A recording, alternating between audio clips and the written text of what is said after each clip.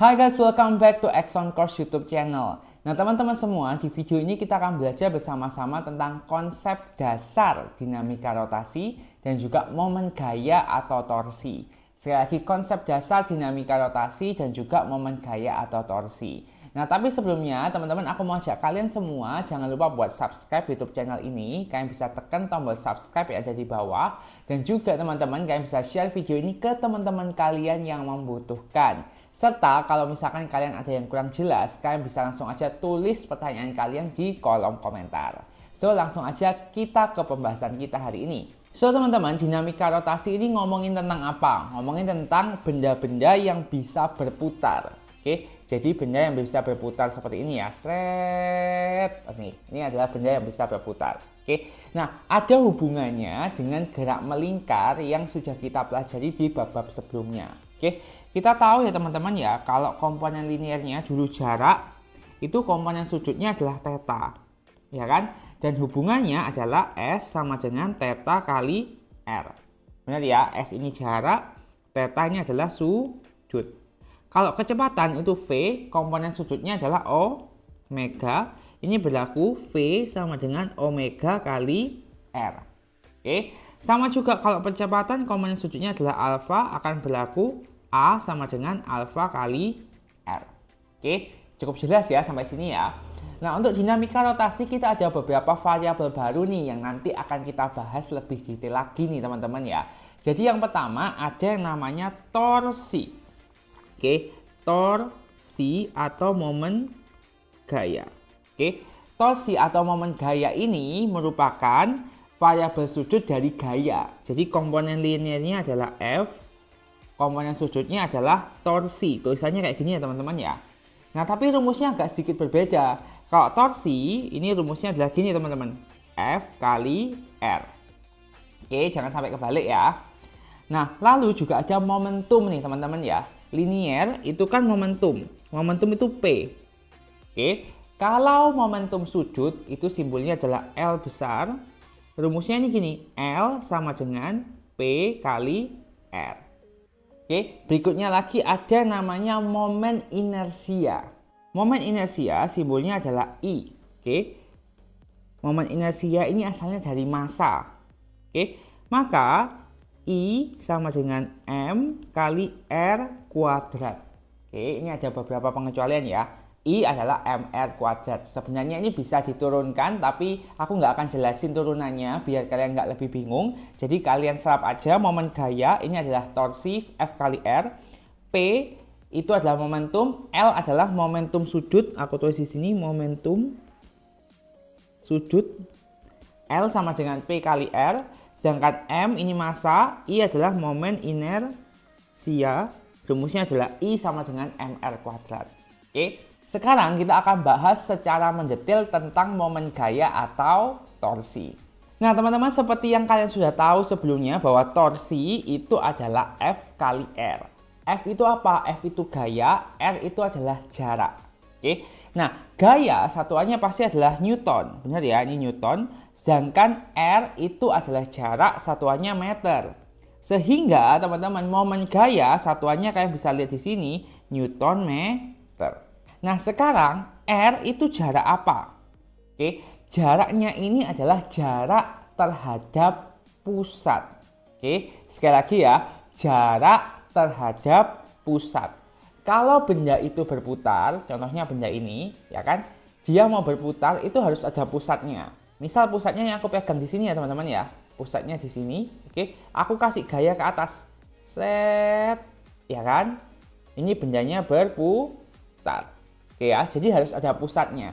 Jadi R itu adalah jarak dengan pusat. Nah, tapi teman-teman yang harus kalian tahu juga bahwa jaraknya ini, R-nya ini harus tegak lurus dengan gayanya. Oke ya, R-nya harus tegak lurus dengan gayanya.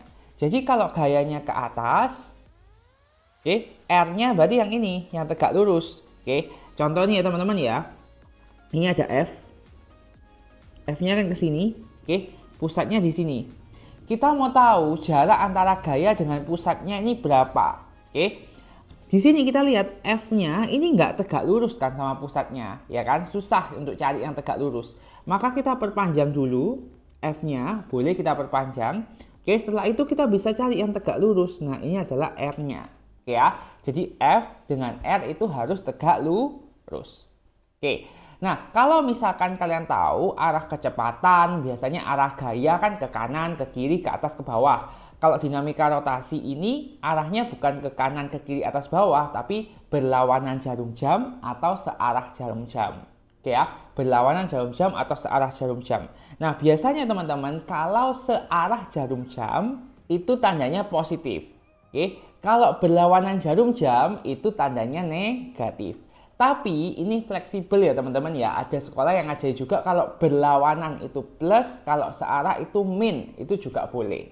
Oke ya. Jadi tergantung kesepakatan dengan guru kalian masing-masing. Oke, langsung aja ya kita coba di contoh soal.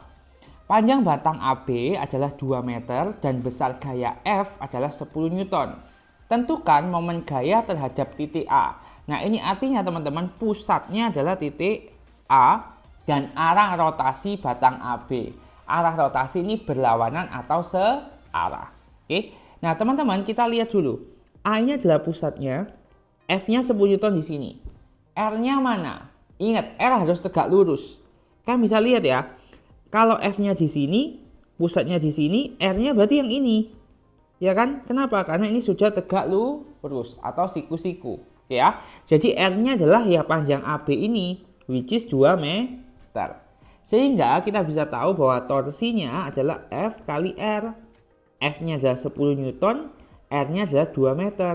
Sehingga torsinya 20 Newton meter. Oke, sampai sini paham ya?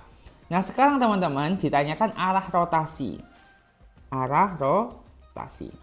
Gimana caranya? Kita coba aja kalian pegang suatu benda nih teman-teman ya. Ini pusatnya. Oke, terus ada gaya di B di sini. Gayanya kemana? Ke bawah. Anggap aja batang ini, ujung ini aku tarik ke bawah. Set, ini ya. Berarti muternya kemana nih teman-teman? Searah atau berlawanan arah jarum jam? Berlawanan, ya kan? Tadi pusatnya ini, terus ada gaya ke bawah. Set, ini kan berlawanan dengan arah jarum jam ya. Oke, maka arah rotasinya adalah berlawanan arah jarum jam. Oke. Cukup paham kan? Berikutnya nih teman-teman, ada sedikit perbedaan ya. Panjang batang AB adalah 2 meter dan besar gaya F adalah 10 Newton. Tentukan momen gaya terhadap titik A, torsi, dan arah rotasi batang AB. Lihat apa yang berbeda dari soal sebelumnya. Kalau soal sebelumnya gayanya ke bawah, ya kan? Sedangkan kalau ini gayanya itu membentuk sudut tertentu. Oke. Nah teman-teman, kalian harus ingat bahwa jarak itu harus tegak lurus sama gayanya. Oke, jadi kalau gayanya miring kayak gini, ini A, jaraknya itu yang ini. Set. Ini adalah jaraknya. Ya kan? Karena yang tegak lurus.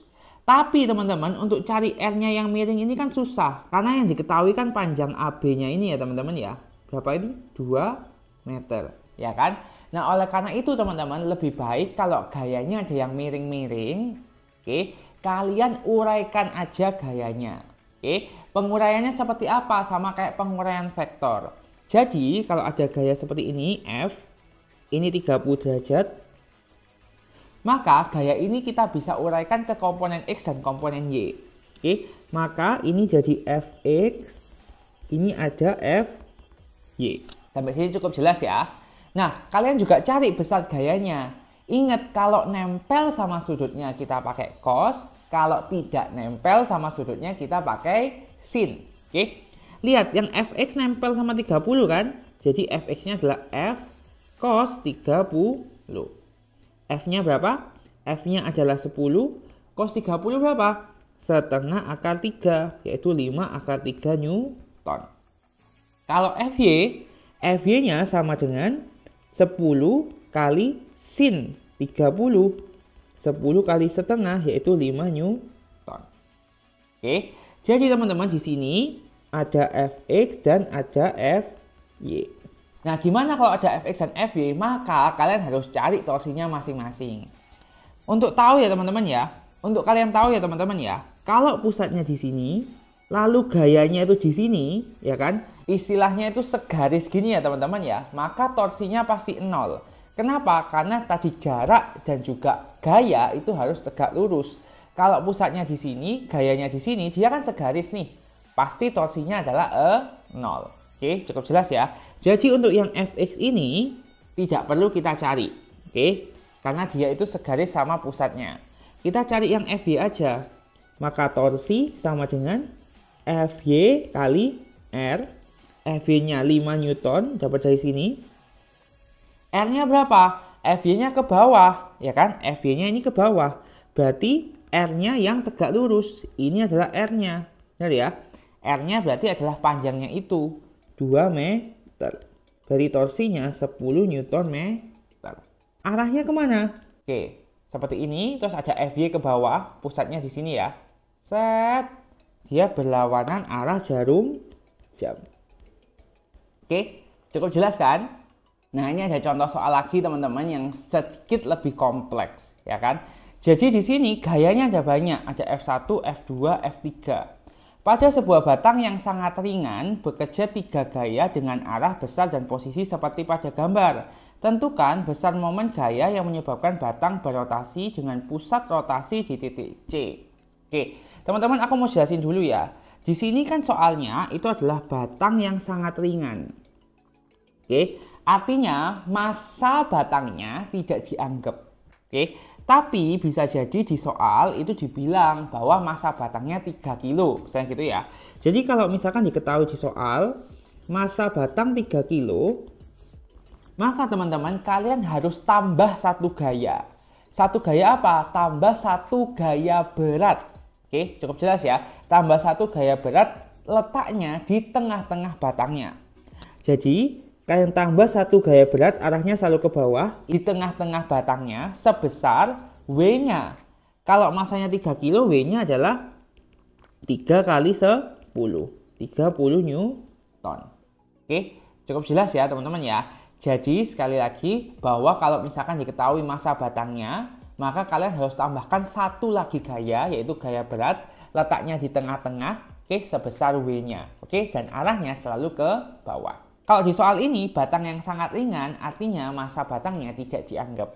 Jadi, kita diminta untuk menentukan momen gaya, oke, momen gaya pusat rotasinya adalah di titik C. Ini ya pusatnya. Gimana kalau ada 3 gaya kayak gini, maka kita harus cari satu-satu ya teman-teman ya. Tapi di sini F1-nya itu miring. Maka kita harus uraikan dulu kayak soal sebelumnya.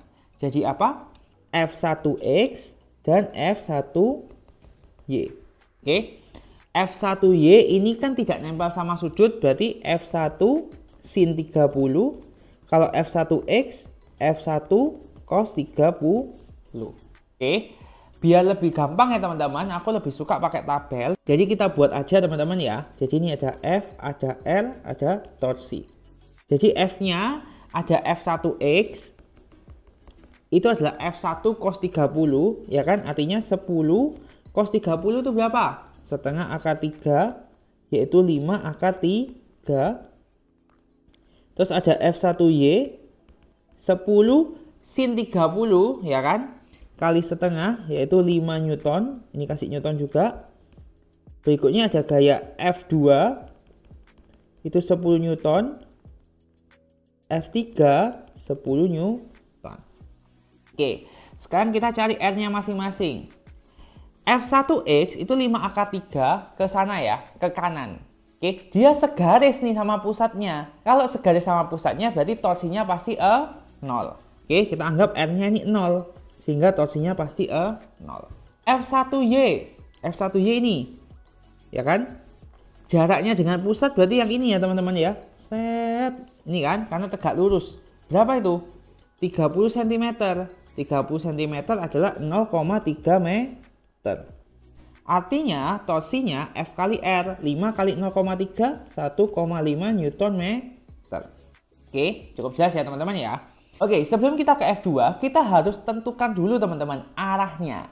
Oke, kita sepakat gini aja ya. Kalau searah, kita anggap plus. Kalau berlawanan, kita anggap minus. Kalau ini adalah batangnya, terus ditarik F1Y ke atas. dia akan gerak kemana? Searah atau berlawanan? Searah, ya kan? Berarti ini plus karena searah. Sekarang F2 10 Newton nih. Oke, F2 10 Newton, maka R-nya yang mana? R-nya yang ini ya, dari B ke C, 10 cm atau 0,1 meter. 0,1 meter. Artinya torsinya 10 kali 0,1 adalah 1 Newton meter.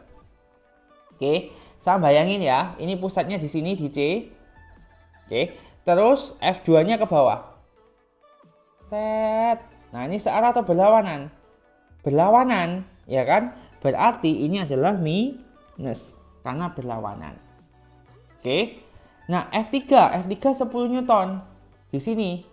C-nya di sini ya, teman-teman ya. F3-nya di sini. Oke, maka dia akan gayanya ke atas. Set. Nih ya. Arahnya kemana nih? Berlawanan, ya kan? Maka nanti hasilnya juga minus. R-nya yang mana? R-nya yang ini nih. Dari C ke D nih. Ya kan? 0,1 meter. Ingat jarak harus tegak lurus sama gayanya. 0,1 meter, jadi ini 1 Newton meter. Sehingga teman-teman, torsi totalnya gimana cara carinya? Maka torsi total adalah, tinggal jumlahin aja, 1,5 Newton meter. Nah, karena ini minus berarti dikurang ya. 1 Newton meter dikurangi 1 Newton meter. 1,5 dikurangi 2, artinya min 0,5 Newton meter. Sehingga momen gaya totalnya adalah 0,5 Newton meter. Arahnya tadi kalau minus kita sepakat bahwa berlawanan arah jarum jam. Cukup jelas ya teman-teman ya konsepnya ya. Jadi aku mau conclude dulu bahwa ingat momen gaya torsi adalah F kali R, di mana F gaya dan juga R-nya ini harus tegak lurus. Kalau misalkan gayanya dengan pusatnya itu segaris, maka torsinya langsung 0. Cukup jelas ya. Dan juga jangan lupa arah torsinya juga harus kalian perhatikan apakah searah atau berlawanan arah jarum jam.